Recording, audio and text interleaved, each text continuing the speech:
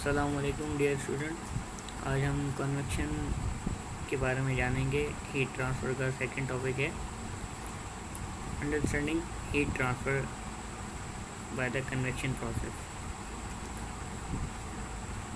How it happen as a fluid, liquid और gas heat up the particles in it spread out। अगर हम as a fluid देखा जाए, fluid means liquid या gas, शक्ल में जो भी चीज़ होगी मैटर की स्टेट लिक्विड या गैस होगी उसको फ्लूइड कहेंगे।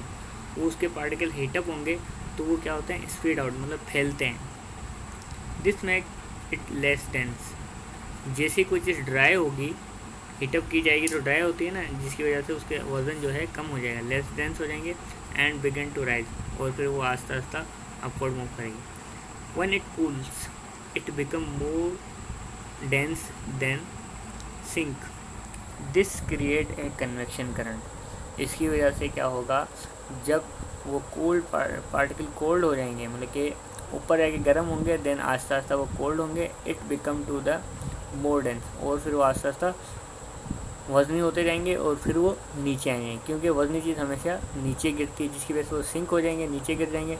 इस पूरे प्रोसेस को ऊपर से नीचे जाने वाले, ऊपर और नीचे जाने वाले प्रोसेस हो गए, लिक्विड या गैस के मॉलिक्यूल जो स्प्रेड आउट होके पार्टिकल अपवर्ड और डाउनवर्ड मूव कर रहे हैं, उसको कहते हैं कन्वेक्शन करंट। जैसे कि आपको फिगर में नज़र आ रहा है, वार्म एयर है और ये कोल्ड एयर है। वार्म एयर नीचे जा रही है, कोल्ड एयर यहाँ से ऊपर आ रही है। इस सर्कुलेशन प्रोसेस को कहते हैं, जो लिक्विड या लिक्विड गैस दोनों के दरमियान, या लिक्विड अकेले में या सिर्फ गैस में होती है। वेयर इट हैपन, ये कहाँ होती है? Convection occur in all fluids, तमाम टाइप के फ्लूइड्स में मौजूद होती है। What is a fluid? Fluid is a liquid और गैस। कोई भी गैस या लिक्विड स्टेट हो उसको हम फ्लूइड कहते हैं। अब वार्मर एयर देखो अपवर्ड है और ये कोल्डर एयर है, आपको मॉलिक्यूल नज़र आ रहे हैं, ये मॉलिक्यूल पार्टिकल्स हैं।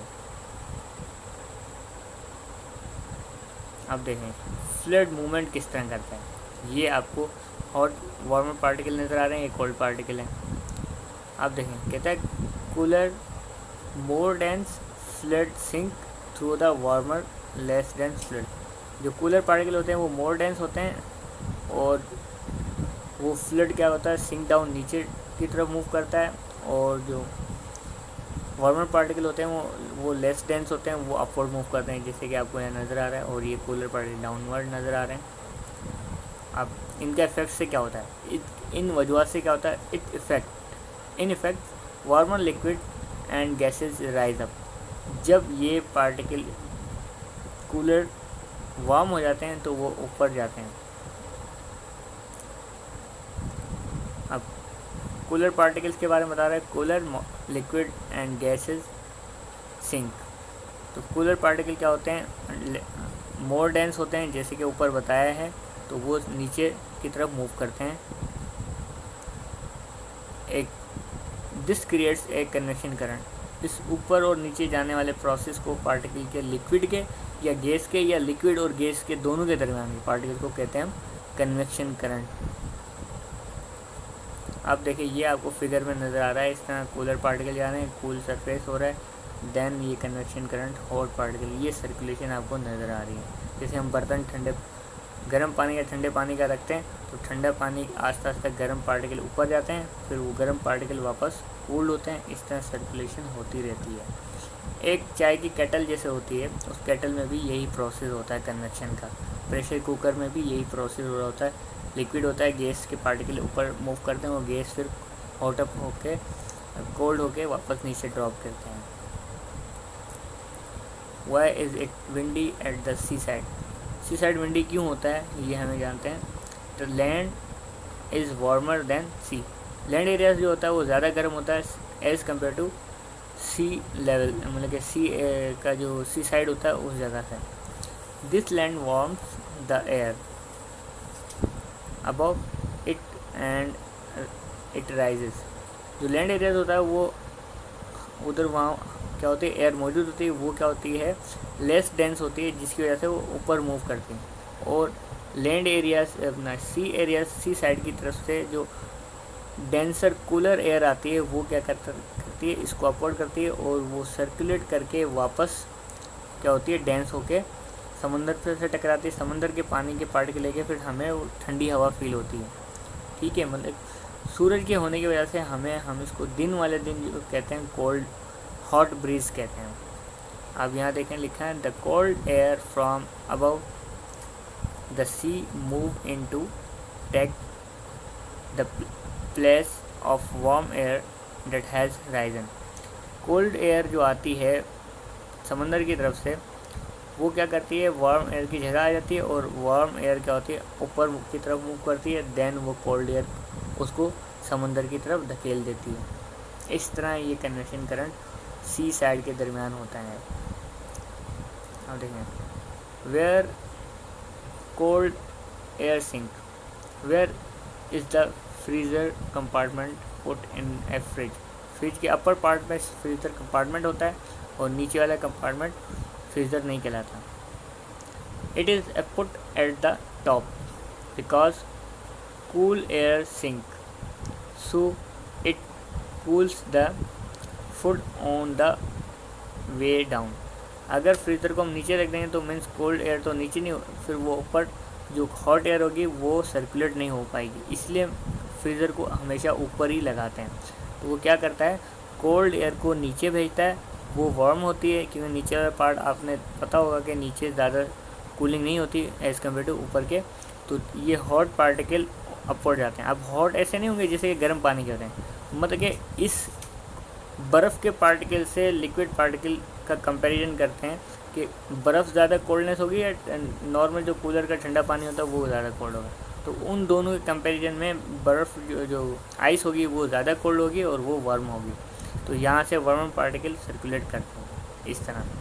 तो इसको पूरे वो कन्वेक्शन करंट कहते हैं, जो रेफ्रिजरेटर में भी एक एप्लीकेशन देता है। It is warmer eight the bottom, bottom वाला पार्ट वार्मर होता है, so this warmer air rising and convection current is setup. तो वार्मर एयर क्या होती है, ऊपर जाती है और कन्वेक्शन करंट का एक प्रोसेस चलता है। Why does hot air rising and cold air sink. Hot air ऊपर क्यों जाती है, कोल्ड एयर नीचे क्यों जाती है। अब देखो तस्वीर में नज़र आ रहा है आपको, कोल्ड एयर नीचे की तरफ है, हॉट एयर अपवर्ड है। अभी पिछले स्लाइड में ये बताया था कि हॉट एयर जो है लेस डेंस होती है और कोल्ड एयर मोर डेंस होती है। इसी तरह ये नाइट टाइम में वार्म एयर अपवर्ड जा रही है, हॉट एयर कोल्ड, मतलब कि दिन के टाइम कोल्ड एयर लैंड पे लगती है समंदर की तरफ से जो हवा आती है और वो हॉट एयर को अपवर्ड करती है, फिर वो वापस समंदर से टकराती है। इस तरह दिन में जो होता है वो कोल्ड हॉट ब्रीज होता है, गर्म हवा लगती है, सूरज की रोशनी ज़्यादा होती है ना इस वजह से। और जो नाइट टाइम होता है वो कोल्ड ब्रीज होता है, जिसमें क्या होता है सूरज होता नहीं है, ठंडा पानी आता है और लैंड एरियाज़ को हीटअप ज़्यादा नहीं होती, तो हॉट एयर इतनी ज़्यादा हॉट नहीं होती, तो वो समंदर के पानी से टकराते हैं हॉट एयर के पार्टिकल और वो कोल्ड एयर बन के आती है और हमें ठंडी फील होती है। The cool air is more dense then warm air, so the cool air fall through the warm air. इसलिए कूल एयर जो होती है वो ज़्यादा वज़नी होती है और वार्म एयर को वो क्या करती है, ऊपर करती है और खुद ब खुद नीचे चले जाती है कोल्ड एयर।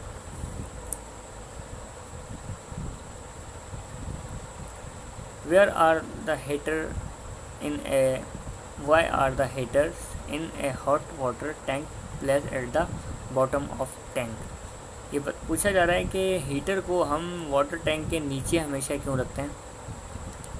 तो देखें hot water Ryzen, hot water हमेशा ऊपर जाता है और कोल्ड वाटर जो है नीचे मूव करता है। So when the boiler heats the water, boiler जो होता है जो हम क्या कहते हैं हीटर को कह रहे हैं, वो क्या करता है पानी को बॉयल करता है, जिसके नतीजे में क्या होता है हॉट वाटर के पार्टिकल अपवर्ड जाते हैं, hot water risen, the water tank is filled, then water tank क्या होता है फिल होता है विद द हॉट वाटर के साथ। इसी तरह पानी ऊपर जाके वो फिल हो जाता है और हमें गर्म पानी गीज़र से आता है। मतलब ये समझ लें ये हीटर वाटर वाला हीटर है, एक इलेक्ट्रिकल हीटर जो हम यहाँ यूज़ करते हैं वो नहीं है, ये वाटर हीटर है जो पिछली तस्वीर में आपको मैंने दिखाया था एग्जाम्पल में इधर से। अब आपने क्वेश्चन करना है why can liquid and gas carry heat, मतलब कि लिक्विड और गैस हीट को किस तरह और क्यों लेते हैं। ये आपको कन्वेक्शन वाले पेज पे आंसर मिल जाएगा, पैराग्राफ में आप पढ़ेंगे तो आपको पता चल जाएगा। बुक भी पढ़ा करें क्योंकि बुक से आपको बहुत सारे आइडियाज़ मिलेंगे, बुक के क्वेश्चन भी हम करेंगे और ये भी बुक के क्वेश्चन है, लेकिन आप लास्ट एक्सरसाइज हमने करनी है बुक की। Explain how a heater pumps all the air in A room, ये करना है कि हीटर जो है वो रूम को गर्म किस तरह रखता है। ये आपको सेकंड लास्ट पैराग्राफ में मिल जाएगा इसका आंसर, आपने पढ़ोगे तो। थर्ड क्वेश्चन आपने नहीं करना, why do you think convection can not be happen in A solid, solid में कन्वेक्शन क्यों नहीं होती, लिक्विड और गैस में ही होती है। आपने ये बताना है कि कन्वेक्शन सॉलिड में इसलिए नहीं होती क्योंकि सॉलिड में पार्टिकल कंपैक्टेड होते हैं। कन्वेक्शन को होने के लिए पार्टिकल का फ्री टू मूव होना लाजमी होता है, जिसकी वजह से सॉलिड में नहीं होती। ये भी आपको आंसर फर्स्ट या सेकंड पैराग्राफ में मिल जाएगा, आपने वहाँ से लिखना है, लेकिन आंसर 2 या 3 मैक्सिमम 3 लाइन्स का ही होगा, इससे बड़े आंसर आपको नहीं लिखने और पेंसिल से लिखने, ठीक है। Thank you. नेक्स्ट टॉपिक जो है हमारा रेडिएशन होगा, रेडिएशन के बारे में हम जानेंगे।